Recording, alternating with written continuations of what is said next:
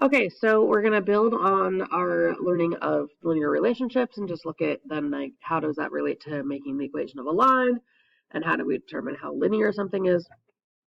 So the instructions here tell you to copy the wave data, but I'm actually, if you're in second period, I'm going to use the second period data.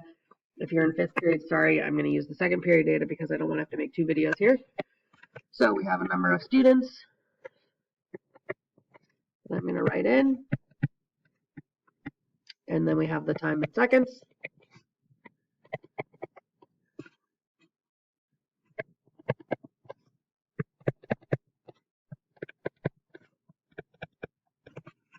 Okay, and then you probably noticed when we found the correlation coefficient that there were some other things that were found.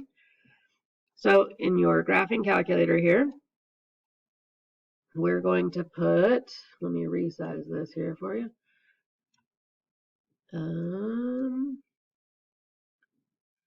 The data in L1 and L2.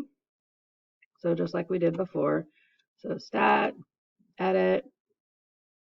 So we have 5, 9, 13, 16, and then I had deleted a point, so 19, and then 21. And then our times of 1.4, 2.5, 3.2, 4.2, and then this one should be 4, and then 4.8. Okay, so I'm going to go to my stop button. I'm going to go to calc again, and I'm going to go to number 8, which I know is going to bother you guys. And then I'm going to calculate. Okay, so what this gives me is not only my correlation coefficient, but it also gives me the coefficients for the equation of my line. So I'm going to go ahead and copy this. And then go back to the study guide here. Okay, so it says use your calculator to get the results. And what are the A and B values? So basically, no, don't do that. Basically, it's asking what are the parameters for the equation. And I'm going to paste it so I don't forget. But I'm not going to paste it there. Okay, that's nice. Okay, so the parameters for our A are 0.577 and for our B is 0.2. Now you'll notice because of the model for statistics, y equals a plus bx, the b is actually the slope. So a is 0.577 and b is 0.2. So I'm going to write that down. A is 0.577 and b is 0.2.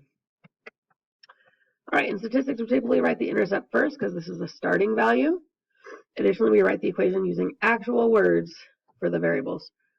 And then we put a hat on the response variable to indicate that it's predicted. So here's an example. You got lab rats, measure the weight of the rat at different weeks of its birth.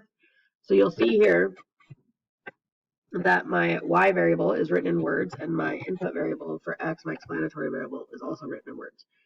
So for our wave data, our output was time. So I'm going to write time hat equals 0.2, just kidding, 0.577 plus 0.2 times number of students.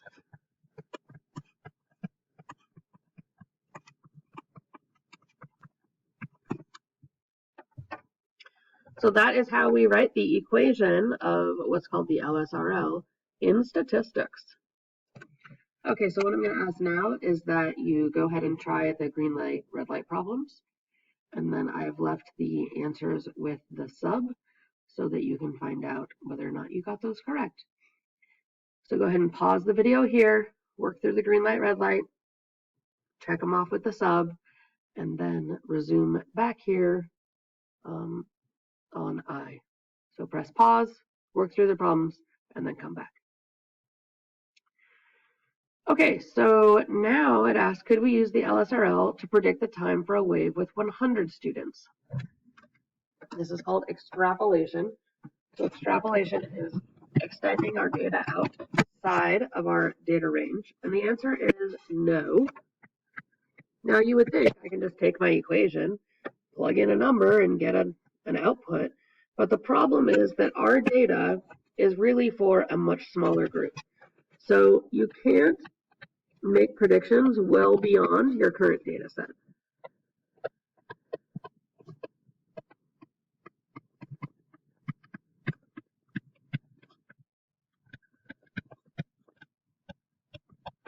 So you could go a little bit below, a little bit higher, but 100 is just a lot more than 21. So we're not going to go that far.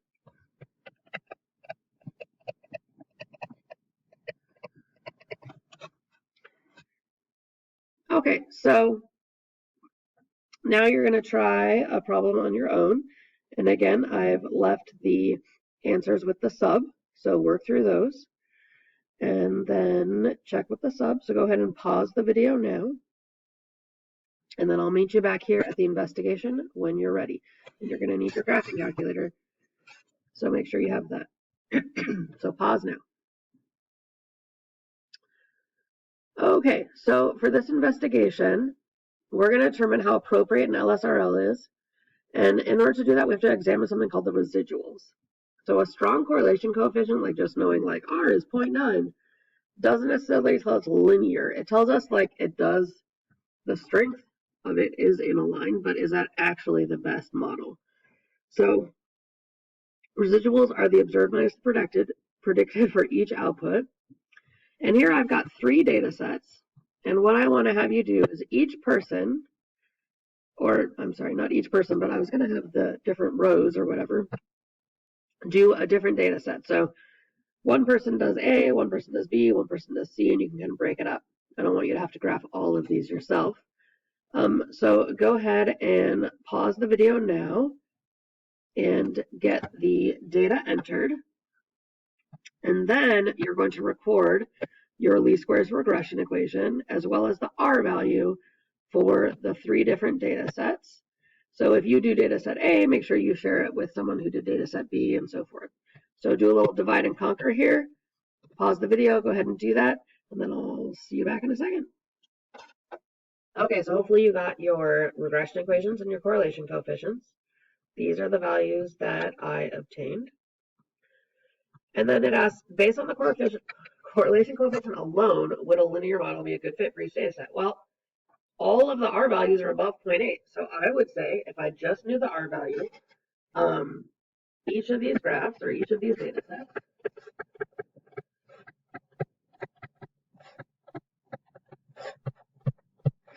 has a strong linear relationship. You could even say they're positive. So just going by that, I'd be like, yeah, it's strong, it's linear. The problem is that the correlation coefficient alone can be misleading. So remember, the correlation coefficient is telling us how linear the data is, and that is really telling us that it is quite linear.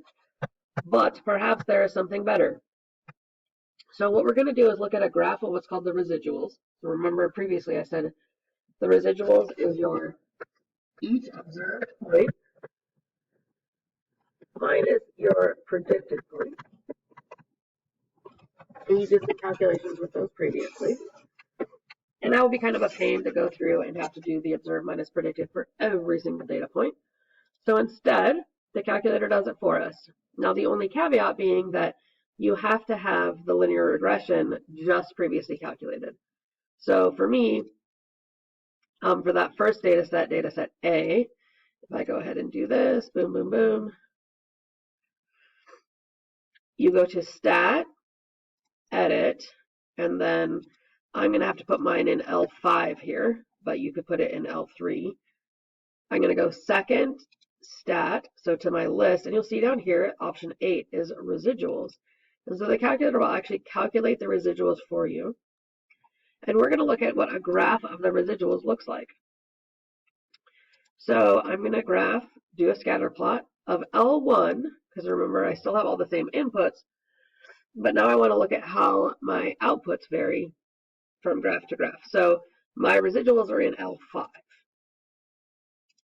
So I'm going to go ahead and graph that, and there we go. All right, so I'm going to copy that. Excuse me, and hope that it copies the way I want it to this time. There we go. All right. So I'm just going to drag that over here. It's a lot easier for me, obviously, with having the calculator on my computer. Okay, so here's for data set A. And then I can look at it for the next data set. So I can go stat, calc, 1var stat, and for, oops, just kidding, stat, calc, linear regression, numbskull. Okay, and then for me, I went ahead and put all of the data in my calculator so that I could come up with answers. And so that was that one. And then I'm going to go stat, edit, and I'm going to change my L5 to my new residuals. So second stat, number 8. Those are my new residuals. Zoom 9, I'm already set up to graph against that. Whoa, look at that. Okay, that's wacky. Huh, I wonder why that is. No, I know why that is. Maybe you do too. Okay, so my residuals for data set B look like that. And then if we go to data set C, so I go stat, calc, my linear regression. You don't have to be doing this. I'm just doing it for each one. So there's that regression equation again. I'm going to go stat, edit, and then in L5, I'm going to put the new residuals and do a little zoom 9 action. And that's interesting. Okay, so I'm going to copy that, paste it over here, talk about it. Okay. There it is.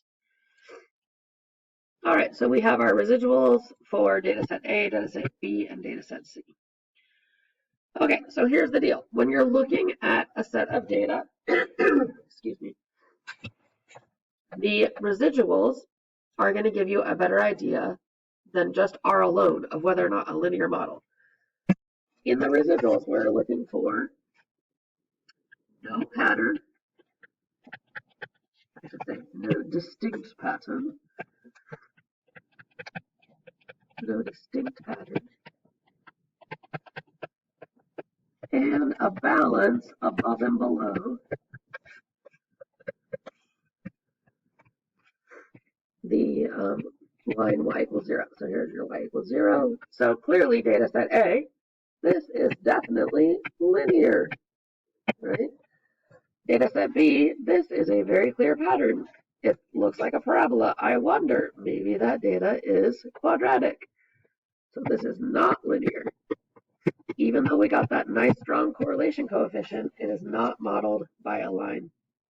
And then this one, interesting little graph here, is probably something like exponential or logarithmic. Again, not linear. We have a very clear pattern. Okay? All right, so find the standard deviation for the residual graph, record it below each residual graph. Well, that sucks. I should have done that ahead of time.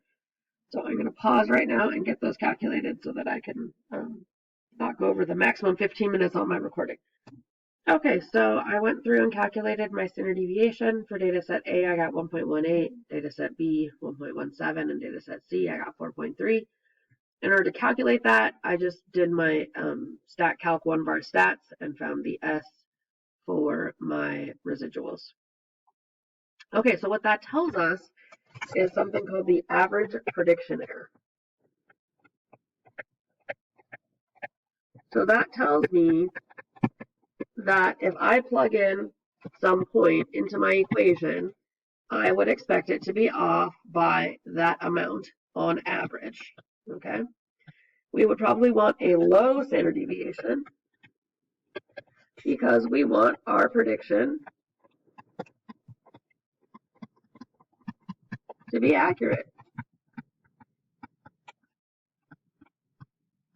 Now, obviously, it's going to be all relative depending on the units you're working with, but generally speaking, you would want a low standard deviation.